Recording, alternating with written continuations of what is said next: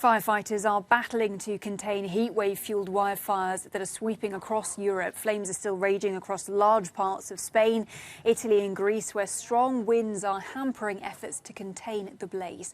Two large wildfires continue in Spain's northwest region of Galicia, while another in the Gredos mountain range is spreading east and towards the capital.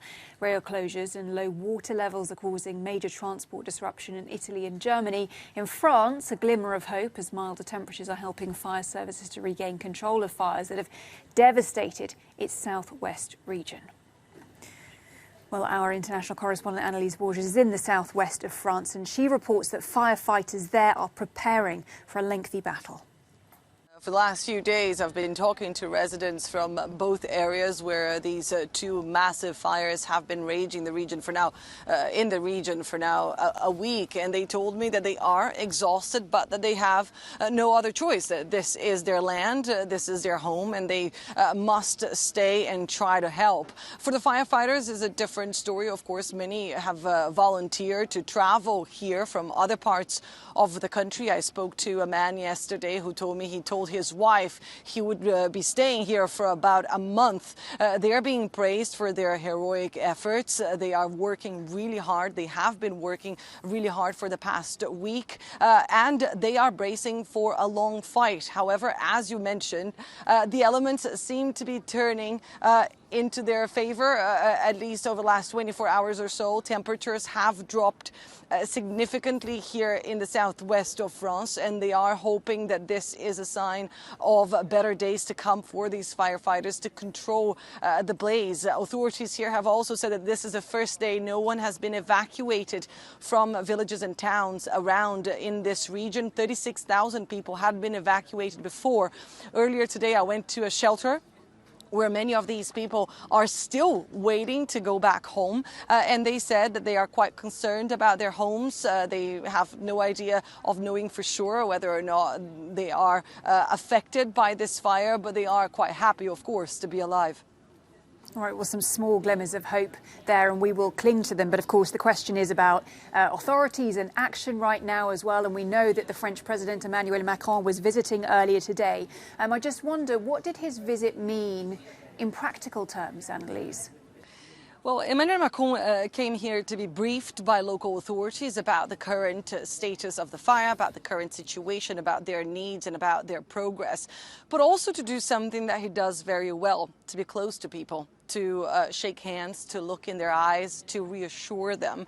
He insisted that he will stand by them, that this region will not be forgotten once the flames are put out. He said that he will help rebuild what needs to be rebuilt. Of course, some camping sites, which are very important for this region, which is a tourist destination. Some camping sites just a few kilometers from where I am have been completely destroyed. So there's been some emotional exchanges here between the residents and between some of these business owners and the French president, who also said that he will be looking into the most immediate measures, but also medium-term measures. He said that this region will be on high alert, so that means more people here on alert until October. But of course, the French president has some added pressure when it comes to this issue, because we all know that these fires have been fueled by climate change. Experts are quite unanimous in saying that. And Emmanuel Macron has been accused of environmental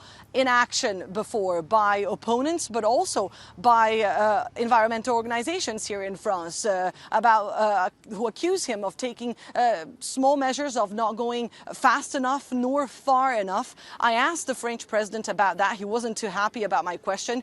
He said his government is indeed doing much more than other governments before him, and that he's determined to transform France over the next 5 years. He was quite general about that in his response. He said he will cut in half France's dependency on fossil fuels, but failed to detail just exactly how he will do that. I'd like to bring in Professor Stefan Duer now, who is the director of the Centre for Wildfire Research at the Swansea University. Great to have you with us, Stefan. Now, these current wildfires that we're seeing, I mean, they are just absolutely awful. But from a scientific point of view, is there the evidence to suggest that we are going to see more of these kinds of fires in the future? Absolutely. The evidence is very clear. What we've seen worldwide is that the number of days with what we call extreme fire weather, so weather that makes fire particularly fast moving, particularly high flames, so conditions very susceptible to fire, have increased around the world by over 50% in the last 40 years. And the Mediterranean region, so southern France, Spain, Portugal, Greece, have been particularly badly affected by this. And this is going to get worse. All climate models are in agreement that the number of days where these extreme conditions are going to increase. There's no question about this. So there's no question about that. This is going to get worse. If this is going to become a more common occurrence, then, Professor, what needs to be done?